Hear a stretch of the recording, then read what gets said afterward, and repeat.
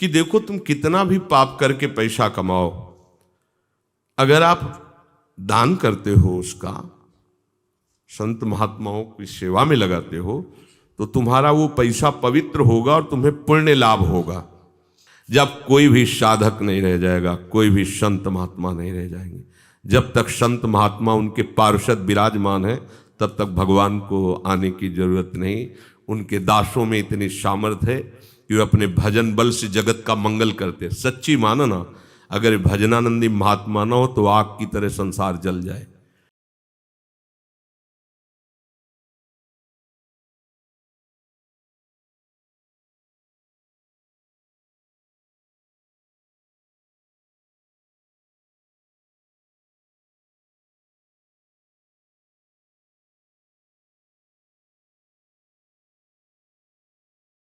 धर्म की हानि और अधर्म की वृद्धि होने पर लोगों की प्रवृत्ति केवल अधर्म में हो जाती है।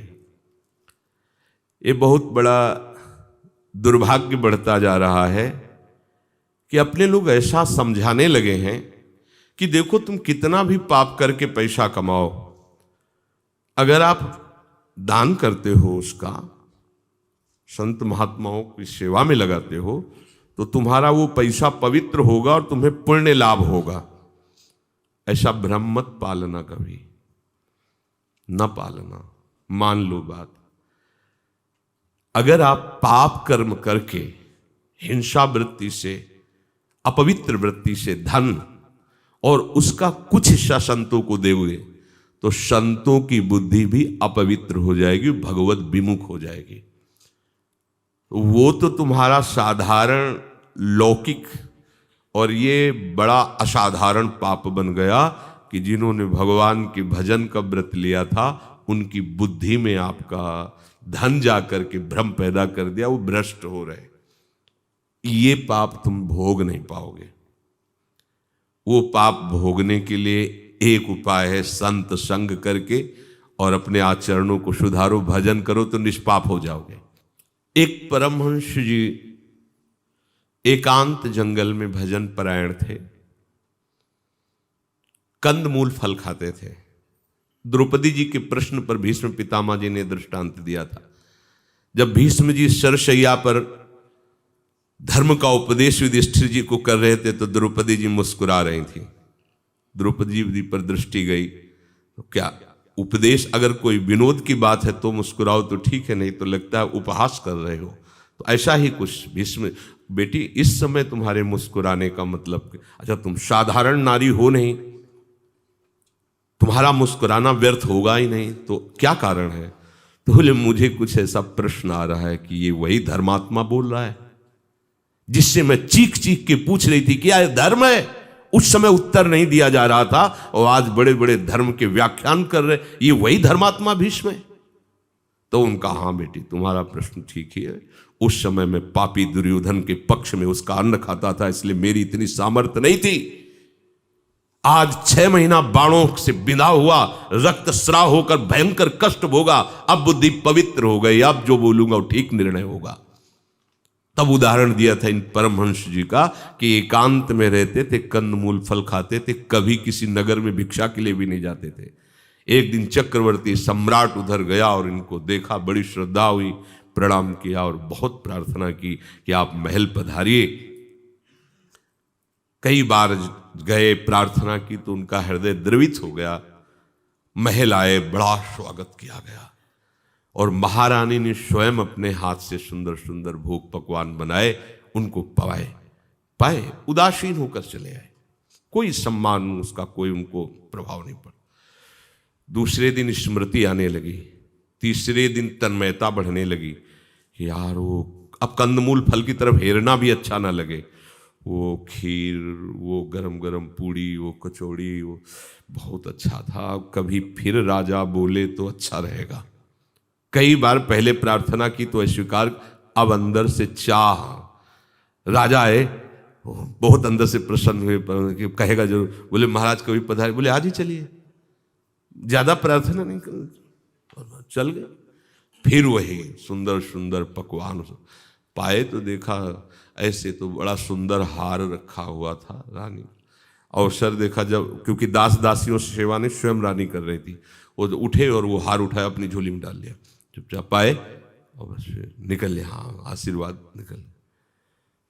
जब वो चले गए तो महारानी ने कहा इस महल में जितने दास दासियां हैं ये सब हमारे इतने विश्वसनीय कि हम अपने पर भले संशय कर लें उन पे नहीं कर सकते, और हमारा जो हार श्रृंगार का गया वो आपके महात्मा ही ले गए हैं। ऐसा राजा ने कहा बिल्कुल मत, ऐसा उच्चारण भी मत करना, हम आपके लिए एक की जगह कई हार बनवा, ऐसा शब्द उच्चारण करने पर हमारे देश के महात्माओं की महिमा पर ये कलंक होगा, आप मत बोलिए। तो बोले जब चुरा ले गए हैं तो बोलूं क्यों ना? तो नहीं, बिल्कुल चुप रहे। वो बड़े धर्मात्मा थे। 5-6 दिन व्यतीत होने के बाद महात्मा ने झोली उठाई तो वजन लगा, हाथ डाला तो हार उनका, अरे ये हार कैसे आ गया? वो मैंने चोरी किया। ओहो, बस ऐसे हार लेकर के वहीं से चिल्लाते हो मैं चोर हूं, मैं अपराधी हूं। और राज दरबार, राजा बहुत धर्मात्मा थे, उन्होंने हाथ जोड़कर कहा महाराज बस मैं यही देखना चाहता था कि आप महात्मा जन कितने त्यागी हैं, अहोभाग्य कि हमारे देश में आप जैसे महात्मा हैं। ये हार मैंने स्वयं आपकी झोली में डाला सभा में कि कहीं संत की महिमा कलंकित ना हो जाए। राजा ने अपनी बात संभाली, महर ले गए। मैं कहा महाराज आप ही चुरा कर ले जाने वाले, वो आप ही ऐसे वापस करने वाले, मेरी बुद्धि नहीं काम कर रही थी। यदि आपको चुराना ही था तो फिर हमने तो प्रश्न नहीं किया, फिर वापस क्यों किए? वो ऐसे वापस ही करना था तो चुराए क्यों? बोले ये प्रश्न हम आपसे करते हैं। जिस दिन हमारा भोजन हुआ उस दिन पता लगाओ किसी विशेष को दंडनीय कोई वस्तु का ऐसा आगमन या कोई ऐसी घटना, तो तुरंत पता लगाई। तो वहां के एक स्वर्णकार की संपूर्ण संपत्ति जब्त की गई थी, क्योंकि उसने एक ब्राह्मण की लड़की के ब्याह में जो स्वर्णाभूषण लगते हैं वो स्वर्ण दिया गया, उसने नकली दिया बनाकर ऊपर वो समय चेक नहीं किए ले गए। उधर उसको प्रताड़ना लड़की को मिली कि स्वर्ण के आभूषण की जगह बनावटी आभूषण, और जब उसकी रिपोर्ट हुई तब फिर वो अपराध के कारण पूरी उसकी संपत्ति जब्त की गई, खजाने में पूरा खजाना दूषित हो गया। और उसी के अन्न से इनकी बुद्धि दूषित हुई। तो देखो ये महात्मा स्वर्ण चोरी किए। ऐसा नहीं है कि आपका अन्न अपवित्र है, गंदे आचरणों के द्वारा कमाया हुआ धन है तो महात्मा वो उसे पाके भजन कर लेंगे, ऐसा भ्रम मत रखना। एक बार पूज्यपाद सिउड़िया बाबा जी महाराज, कई बार हमने बताया है, वो कहीं से जा रहे थे तो एक ग्राम में कोई धनी मानी थे, उन्होंने बहुत अनुनय विनय करके रुका। बाबा तो बाहर ही रुक गए सब संतोष सहित, पर भिक्षा स्वीकार कर ली। शाम का समय, वो खूब अच्छे अच्छे पकवान सब पवाते ही हैं, संतों पर श्रद्धा करते हैं। पाए तो सुबह सब महात्मा एक दूसरे की तरफ देखकर अपनी अपनी रात बीती बताए। सब बाबा के पास आके बोले बाबा सबका ब्रह्मचर्य नष्ट हो गया। बोले बुलाओ उसको, बुलाया उसको। बोले भाई ऐसा क्या तुमने संकल्प किया कि सब महात्माओं का संयम भ्रष्ट हो गया, ठीक से बताना। वो घबरा गए क्योंकि बाबा की प्रसिद्धि भी थी और महापुरुष बाबा थे। उनका बाबा हमारे बहुत वर्षों से संतान नहीं हो रही थी, तो हमारे मन में संकल्प ही था कि आप सब सिद्ध महात्मा है, तो ऐसा ऐसा काम का संकल्प, पुत्र उत्पन्न की भावना, मलिन भाव होने के कारण सबके अंदर मलिन भाव है, सबका संयम बिगड़ गया। ये ऐसा नहीं है कि शास्त्र सिद्धांत जैसा खाओगे अन्न वैसा बनेगा मन, जैसा पियोगे पानी वैसी बनेगी वाणी, ये सब सिद्धांत है। कोई ऐसा उपदेश जो शास्त्र विरुद्ध हो नहीं करना चाहिए। अपनी अनुकूलता को शास्त्र शब्दों को ऐसे तोड़ मरोड़ के नहीं बोला जाता। जैसा कहीं ऐसा नहीं है कि आप हिंसा करें, पापाचार करें और खूब धन कमाएं और वो धर्म में कुछ हिस्सा दान कर दें, पवित्र हो जाएगा, ऐसा नहीं। दान शब्द आता है कि आप धर्म पूर्वक कमाइए, फिर उसमें कुछ हिस्सा दूसरों को भी दे दीजिए, गौ सेवा, संत सेवा, पक्षियों को आदि को, तो आपका वो मंगल होगा। अधर्म के द्वारा कमाए हुए गंदी नाली से हाथ धोने से कहीं हाथ साफ होते हैं क्या?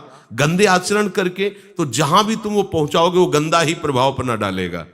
तो धीरे धीरे क्या होगा कि ये शास्त्र का जो सही अर्थ है, शास्त्र का जो सही दिशा है, उससे स्वयं भटक जाएंगे हम, क्योंकि अगर भजन नहीं होगा, भगवत शरणागति नहीं होगी, तो शास्त्र का रहस्य समझ में नहीं आएगा। ये मत समझो कि शब्द केवल लिखे, उतनी बुद्धि पकड़ेगी जितने अधिकारी हो।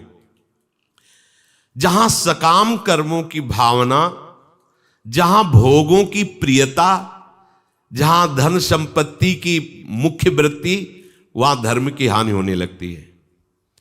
वो अपने कर्तव्य से च्युत हो जाता है और निषिद्ध आचरण करने लगता है। तो ऐसा तो अब वर्तमान में भी हो रहा है, तो भगवान को अवतार ले लेना चाहिए। तो कह रहे हैं कि अभी नहीं, युग धर्म के अनुसार अभी ऐसा नहीं हो रहा है। जब ऐसा बढ़ेगा कि जैसे त्रेता युग में राक्षसों ने ऋषियों को खाया था, उससे भी कुछ और बढ़ करके, तब भगवान का अवतार होगा। जब ऐसा हाहाकार मच जाएगा, तब भगवान अधर्म का नाश करके धर्म की स्थापना करने के लिए अवतरित होंगे। जब कोई भी साधक नहीं रह जाएगा, कोई भी संत महात्मा नहीं रह जाएंगे। जब तक संत महात्मा उनके पार्षद विराजमान है, तब तक भगवान को आने की जरूरत नहीं। उनके दासों में इतनी सामर्थ्य है कि वे अपने भजन बल से जगत का मंगल करते। सच्ची मानो ना, अगर भजनानंदी महात्मा ना हो तो आग की तरह संसार जल जाए। यहां कहने की जरूरत थोड़ी होती सर्वे भवन्तु सुखिना। कमल खिलता है, पराग की गंध फैल जाती है। एक भी भजन करेगा, भजन से सर्व मंगल विश्व मंगल होता है। एक भी भजन करेगा तो विश्व मंगल होता है। यहां तो अभी भारत में संतों की कमी थोड़ी है। कोई उनका गलत भेष धारण करके, गलत भावना वाले, गलत अनुसरण करके संतों की महिमा में कालिमा लगाएं तो उससे कोई भी फर्क नहीं पड़ता। सत्य को कोई ढक नहीं सकता। चाहे जितने बादल आ जाएं, ऐसा नहीं कि सूर्य उगना ही बंद हो जाएगा। वो थोड़ी देर के लिए ऐसा होता है, फिर प्रकाशित होता है। तो भगवान कहते यदा ही धर्मस्य ग्लानिर्भवति भारत अभ्युत्थानम अधर्मस्य तदात्मानं सृजाम्यहम् परित्राणाय साधूनां विनाशाय च दुष्कृतां धर्म संस्थापनार्थाय संभवामि युगे युगे। जो धर्मात्मा है, जो साधु हैं, जो भक्तजन है, जब उनकी रक्षा करने वाला कोई नहीं रह जाता, तब मैं अवतरित होता हूं। पाप कर्म करते करते इतने क्रूर कर्मी हो जाते हैं कि धर्मात्माओं का, साधु महात्माओं का भी कुछ कुछ छुटपुट ऐसी बातें शुरू हो गई हैं। अगर कोई आपको भ्रम होता है कि साधु वेश में कोई छलिया है, तो हमारे भारत का संविधान है, आप उसको पकड़ सकते हैं। आप संविधान की रक्षा करने वाले सरकारी कर्मचारियों के हाथ में दे सकते हैं। आपका अधिकार नहीं है कि आप स्वयं न्यायाधीश बनकर दंड दे दें, ऐसा अधिकार नहीं। समाज को सुरक्षित रखने के लिए हमारे देश में संविधान बनाया गया है। उस संविधान के अंतर्गत उसकी रक्षा के लिए सेना है, शासक, कर्मचारी जन है। अगर आपको कोई लगता है कि छलिया है, ये बच्चा चुराने वाला है, या ये पाखंडी है, तो आप उस सरकार के हाथ में दे दीजिए, वो दंड देगा। आपको दंड देने का अधिकार, ऐसा नहीं कि पशुओं की तरह घेर करके उसको मार डाला जाए। यह अधिकार तो कहीं किसी के लिए, घोर पापी को भी ऐसा आपको करने का अधिकार नहीं, क्योंकि हमारे सरकार का शासन है। आप सरकार को समर्पित कीजिए, न्यायालय बना हुआ है, उस पर न्याय किया जाएगा। फिर कोई साधु वेश में है, हो सकता है कोई पाखंडी भी ऐसा हो सकता है, हम उसको नहीं कहते कि सब सत्य ही हो सकता है, पर अपना कानून भी है, अपना संविधान है, संविधान के अंतर्गत चलना। जब सरकार का संविधान नहीं और शास्त्र का संविधान नहीं, ऐसा अत्याचार पूरे विश्व में बढ़ जाएगा, तब भगवान का अवतार होता है। अभी तो संविधान है, ऐसा नहीं है, पर छुटपुट ऐसी बातें होती है। साधुओं की रक्षा, भक्तों की रक्षा, जब पाप कर्मी लोग ऐसा अत्याचार करने लगते हैं, तो भगवान इनकी रक्षा के लिए अवतरित होते हैं और उन पापियों का विनाश करते हैं, धर्म की भली भांति स्थापना करते हैं। इसीलिए भगवान युग युग में अवतरित होते हैं। भगवान के अवतार में और संतों के अवतार में यह अंतर होता है। भगवान दुष्ट का विनाश करते हैं और संत दुष्टता का विनाश करते हैं। घोर पापी को भी महात्मा बना देते हैं। राम राम जप, कृष्ण कृष्ण जप, उसको सुधार करके उसका नाश नहीं करते, उसको मारते नहीं हैं। इसीलिए प्रभु के दासों की महिमा प्रभु से बढ़कर के गाई गई कि वो पापी और दुष्ट को मारते नहीं है, उसकी पाप प्रवृत्ति और दुष्टता का नाश करके उसे महात्मा भगवत प्रिय बना देते हैं, भगवत प्रिय बना देते हैं। भगवान कृपा करके हम सबकी बुद्धि ऐसी शुद्ध करें कि उनके नाम जप, उनके लीला गायन, उनकी सेवा और उनके भक्तों में कभी संशय न हो। ये बुद्धि धोखेबाज है, कभी भी धोखा दे सकती है। इसलिए भगवान से प्रार्थना करनी चाहिए, नित्य प्रार्थना करनी चाहिए, हे प्रभु आप हमारी बुद्धि को ऐसे शुद्ध करो कि आपके नाम में संशय न हो, आपके लीला चरित्र में संशय न हो, आपके भक्तों में संशय न हो। ये जन्म अगर नाम, लीला चरित्र और भगवत सेवा, भगवत भक्तों में कभी संशय ना हुआ तो निश्चित भगवत प्राप्ति हो जाएगी। बहुत सहयोग भी है कलयुग का, बहुत सहयोग है। जो 10,000 वर्ष की तपस्या से फल मिलता था वो 24 घंटे नाम कीर्तन करने से प्राप्त हो जाता है। इसलिए सब सावधान रहे, बुद्धि को दूषित होने में देर नहीं लगेगी। पक्का समझ लीजिए, एक क्षण में बुद्धि, सम्राट परीक्षित धर्मात्मा है, गर्भ में ही भगवत साक्षात्कार हुआ है। क्योंकि जो ब्रह्मास्त्र के तेज से बचाने के लिए भगवान गए तो गर्भस्थ शिशु को उसी समय उनका अनुभव हुआ है। भगवान बड़े कृपालु हैं। देखो कलयुग ने उनकी बुद्धि में भी भ्रम पैदा कर दिया। एक महात्मा समीक ऋषि समाधि में है और ये जाके मरा हुआ सर्प ऐसे डाल दे। ये अभद्र व्यवहार, संतों के साथ ऐसा नहीं, अभद्र व्यवहार है। पर बुद्धि कलयुग जब ऐसे महापुरुष की बदल सकता है तो अपने लोग तो मच्छर हैं, उनके सामने क्या है। वो तो भगवान के निज जन है, भगवान के भांजे हुए अभिमन्यु जी, सुभद्रा पुत्र अभिमन्यु, अभिमन्यु पुत्र परीक्षित, बिल्कुल नजदीक भगवान की। और वैसे भी भगवान के महान भागवत पांडव वंश में प्रकट हुए। भगवान ने गर्भस्थ शिशु की रक्षा की, भगवान ने ही जीवन दान दिया। ऐसे महापुरुष की बुद्धि भी कलयुग बदल सकता है। तो अपने लोगों की, हाँ एक उपाय है कि नहीं बदल पाएगा, हर समय राधा राधा राधा। फिर कलयुग की क्या, भगवान की भी ताकत नहीं, फिर किसी की ताकत नहीं, राधा राधा राधा, कोई बाधा नहीं, बिल्कुल मंगल। तो डरते रहो। जैसे हमें पता हो कि इस गली से जाएंगे तो लुटेरे मिलेंगे, मार डालेंगे, छीन लेंगे। अच्छा ये बोलोगे तो वो नहीं मारेंगे, तो फिर आप वही बोलते चले जाओगे। संसार बहुत बड़े लुटेरों से भरा हुआ, काम क्रोध लोभ मोह मद मत्सर पग पग पर। अगर राधा राधा बोलोगे तो कोई बाधा नहीं रहेगी, बस इसे पकड़े रहना, उठते बैठते चलते फिरते राधा राधा राधा राधा। अगर भगवद स्मरण चल रहा है, यश स्मरण मात्रेण जन्म संसार बंधनात् विमुच्यते नमस्तस्मै विष्णुवे प्रभु विष्णुवे। भगवान का स्मरण चल रहा है तो कभी भी कोई भी हमें हमारे मार्ग से भ्रमित नहीं कर सकता।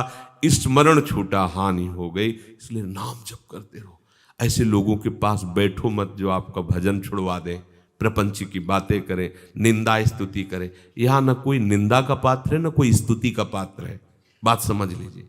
यहाँ एक भगवान का ही खेल चल रहा है। कहीं त्रिगुणात्मिका माया के द्वारा ग्रसित बुद्धि से सब खेल हो रहे हैं, तो कहीं त्रिगुणातीत भाव में। अब अपने काहे को किसी की निंदा स्तुति करे। अरे भगवान का बगीचा है, कहीं बम्बूल का पेड़, कहीं आम का पेड़ है, तुम्हें जिसके नीचे बैठना छाया में बैठ जाओ, निंदा स्तुति काहे कर रहे हो।